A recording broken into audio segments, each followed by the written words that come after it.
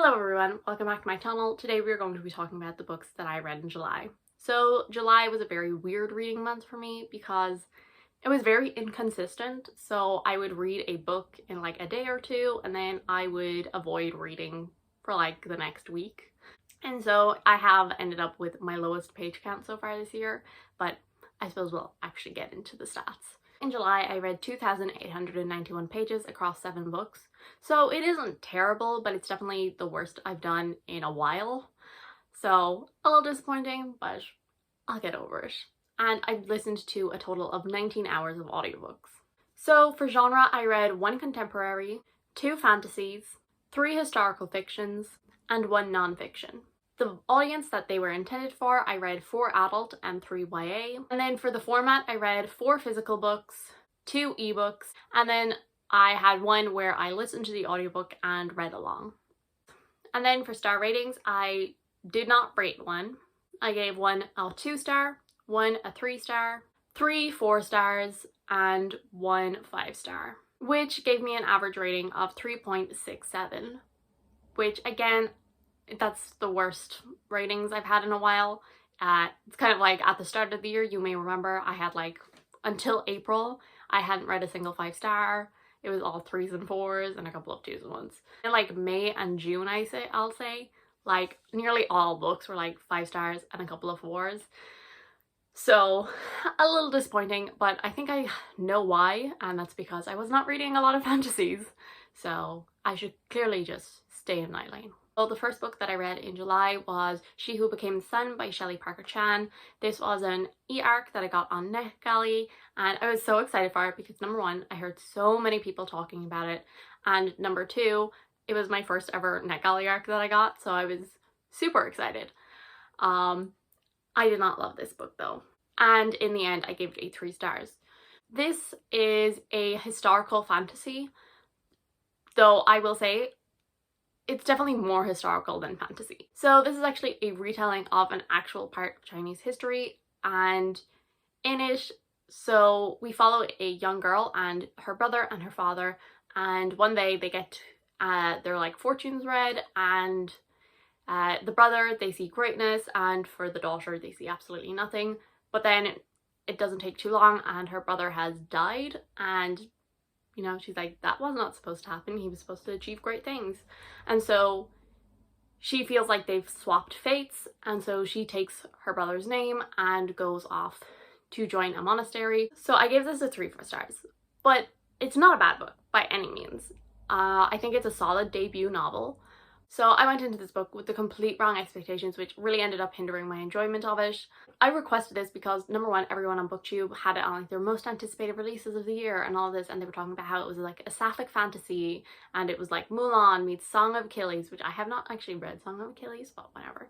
But like all of this, I was like, sounds really interesting, but it wasn't very fantasy heavy.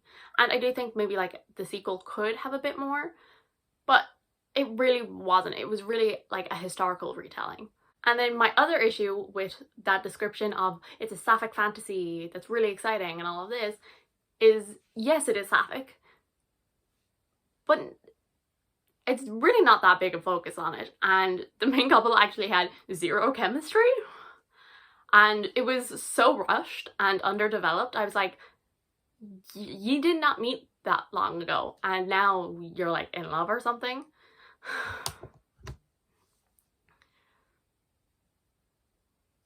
So yeah, like it wasn't at the forefront of the story, but like they had no chemistry. They barely even spoke to each other for most of the book.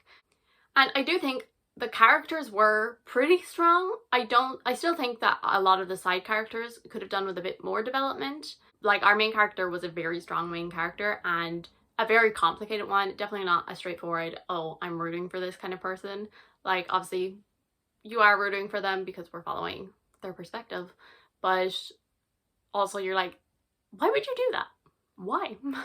And I do like that. I like when the characters are not just like straightforward, good, bad. And then the other thing that I did actually really enjoy about this was like all the politics and scheming. There was a whole load of backstabbing in this book, and I was like trying to guess what everyone was at. I was like, I do not trust what you're doing. which I love to do in books, so that was definitely a big win for me. I didn't love it, but I also like didn't hate it. It's a 3-star, it's middle of the road.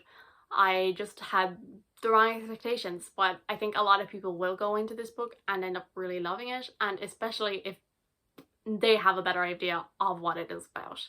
I'll definitely check out this author in the future. I'm not sure though will I continue this series. So then the second book that I read in the month of July was The Hen Awards by Adiba Shargadar. I think I said that right. I googled her saying it. Correct me if I'm wrong, please. I gave this 4 stars. It was very lovely to read. It was definitely a nice kind of break from like the heavier stuff I read. In June I went a little crazy with like the high fantasy, so this was definitely a nice break from that, and ever so often you just need something light and fun, and this was perfect for that. So this follows a young girl who has been living in Ireland for a good chunk of her life, but her family is originally from Bangladesh, and in school they have to come up with a project to create their own business. And she decides to start her own henna business, which is something very close to her heart. Another girl also starts a henna business, and she is not very pleased about this because she feels like they are appropriating her culture. And obviously, if you might be able to guess that romance blossoms. As I said, it was a really quick read. It was a lot of fun. I really did enjoy it. But I didn't love the romance in here. Like I didn't hate it obviously, otherwise it would definitely have been a lower rating, but it definitely wasn't like my favorite part of the book. It definitely took me a bit longer to warm up to the romance than to like other parts of the story. It did take a while to grow on me, but there was like some like top tier tension between the two of them at some points, which I did enjoy. But what I really enjoyed about this book was the family dynamics in here. I love a story with, you know, sibling relationships and also like parents as well. So there was like some really complicated family dynamics in here, like she was struggling to come out to her family and how they would react. And so yeah, there was some really great discussions in here about all of that stuff. We also got to discuss like her friends and her family, her like relationship with her sister, and I mean she's a teenager, she does some bad stuff, they do some bad stuff, and it can get very messy at points, but I really enjoy that. I think it's just very realistic. My one thing though with this is it is set in Ireland, and yet the main character says math instead of maths. I'm like, no.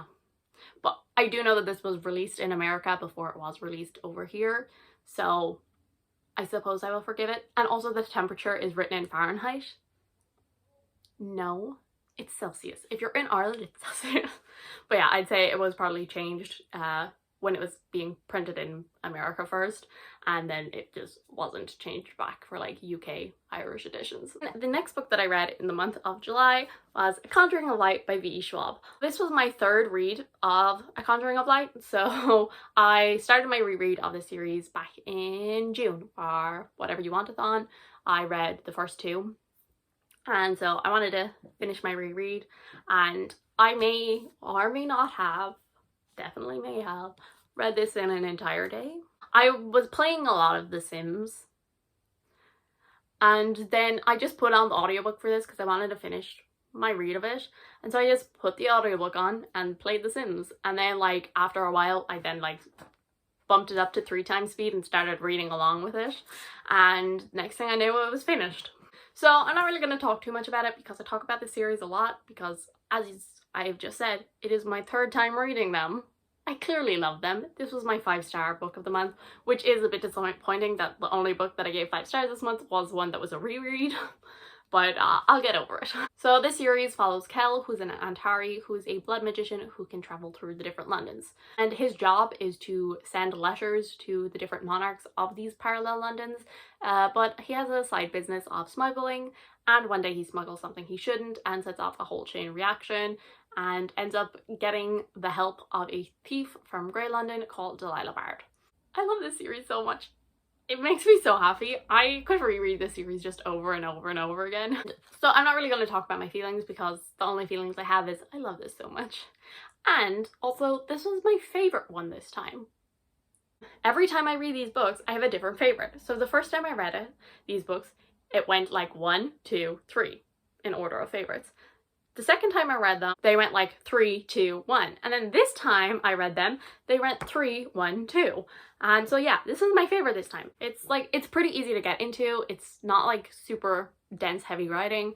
The first one is like a pretty like decent sized book. It's pretty small. So like, don't be intimidated by this. And yeah, I love the characters in here and all of that. So I definitely recommend it. So the fourth book that I read this month was Malibu Rising by Taylor Jenkins Reid. This was actually a punishment book. I had to read a book that I wasn't interested in, and like I didn't like never want to touch this book, but it just didn't intrigue me as much as like Daisy Jones and the Six or The Seven Husbands of Evelyn Hugo. But obviously I had to read it for punishment, and I did actually give it a 4 stars. It was a lower 4-star, but still decent. This story follows 4 siblings, and every year they throw a huge party, which is like the place to be. And at the end of this night, a lot has happened and a fire has started. And that is like the synopsis that everyone gives. I don't necessarily think that's a very good synopsis, because it's not really about how the fire started. Like, yes, you do learn that. It's not like, ooh, when's the fire starting? Someone's burning the place down. Like, it's much more about like the family and them, all of their like relationships and all of this. Because once again, that is something that affected my enjoyment of it. I was expecting like this really explosive, how did this fire start kind of a story, and it's not really that. And I think if I had known that it's just a story about a family dynamic, I mean, I would have been just as pleased. It's just about these 4 siblings and over 2 timelines. So when they're young, like how their parents meet, how they came to be, and also about their lives now in the 80s as they've all grown up. It is definitely similar to, you know, Daisy Jones and Six and Seven Husbands of Evelyn Hugo. Like, yes, there is like a bit of a plot, but it really is a study of characters and their dynamics, their relationships with each other, their mistakes, their flaws, but also like, you know, the love they have for each other and all of this. Because the characters, they were interesting, they were fascinating, they were just like all of our other characters, extremely well developed and felt like they could be real people. It did take me a small bit to actually like get into the story. I'd say maybe like 20-25%. But after that, I just flew through the book because I was really intrigued about what was happening. But I was just like so interested in what was happening in their lives. There was things that like one sibling was doing that I was like, this is gonna backfire for them. And I just wanted to see how all of it would come together. I did know that all of these things that people were doing were gonna have severe consequences, and I couldn't wait to watch it happen. That's, I think, why I really enjoyed it. The characters, and also just like this tension that kept building and building, and you were just waiting for it to bubble over. So then the next book that I read in July was The Kingdom of Back by Marie Lu. So this story, it follows the 2 Mozart siblings. So in case you didn't know, Mozart, the famous composer, he actually had a sister who was an extremely talented musician and possibly composer. There's no evidence of her compositions left. They've either been destroyed or taken by someone else, which is also an extremely likely possibility. Not saying her brother, though that is also a possibility. They have found letters between Wolfgang and his sister, which he basically said this is a really good composition. But there was no evidence anywhere else that she ever did. But I mean, if her brother was sending her a letter saying, wow, this is really good music you've written, she probably wrote some music. But unfortunately for her, she is a woman, and her father has basically told her she can be a prodigy and do all of this music and go around performing until she is of marrying age, and then she has to settle down and have kids, all of that, and her music days will be over. And this is obviously a thought that she hates. In this, they discover a place called the Kingdom of Back, and in it there is this like fairy prince who is telling her that he can make her be remembered and all of this stuff. And it's actually based on an imaginary world that they did actually have to entertain their time during journeys. And in the book, it's kind of a question of like whether it's real or not. I did overall enjoy this. I thought it was very interesting. I loved learning about like the actual history of it, and this definitely like made me go and like do some research. I had heard that he had a sister, but I definitely wanted to do some of my own research on it. As I've said, I love a book that has sibling relationships in it. Even though our main character doesn't want her brother to like outshine her or anything like that, she still loves him so fiercely and also just wants the best for him. So she's very like conflicted about that. I'm not one for like metaphors and all of that. Usually they go over my head. But I did enjoy like the Kingdom of Back bits. I did think they were interesting, and there was definitely some beautiful descriptions in here. And you could definitely see like as her life got worse, like this place did become darker and darker. But I do think I did actually prefer the bits of the book that were more grounded in reality. So where I think like this book is the strongest is definitely like the characters and their relationships, and also the like writing. The atmosphere that she builds in the Kingdom of Back is like so whimsical and strange. Like the trees are upside down and all of this, and I really enjoyed that. So yeah, it's a 4 out of 5 stars. Again, it is a pretty low 4 stars. It isn't something I absolutely adored, but I did enjoy it. So then the next book that I'm going to talk about is Invisible Women, Exposing Data Bias in a World Designed for Men. And this, so I didn't write this because it is a non-fiction, but it would probably be like, it'd probably be like a 3.5, I would say. Because in here, there was some facts that I found so interesting, and like, I kept like, with like my sister and my mom, I was like, bringing them up, being like, did you know women are 47% times more likely to be injured in a car accident? And you know, stuff like that. And they've only started using female test dummies in the passenger seat. They never try them in the driver's seat, which women don't sit properly in a car because they're not made for women. There's like so many facts in here that I just like found so fascinating and also very infuriating, which is kind of the point of the book. But I definitely had my issues with it. So like, it doesn't include like trans people or non-binary or anything like that. It's just like man, woman, that's all there is. And that is not true. It is pretty white. There is definitely like some mentions of other cultures. There is like a couple of mentions of like, oh, you know, like Asian countries maybe, or African countries. But they're definitely rare. And she does point out at the start of the book this fact that this book is exploring like the fact that we don't have data on these facts about women. She does point out that the small bit of data we do have is white women. The amount of data we have about women of color is basically non-existent, which is why she can't really write that much about it. But I think it deserved a little more than just like one sentence mentioning it. Like, I think at least, you know, maybe a page discussing why that is terrible would have been nice. And then my other issue with it was the writing style, kind of.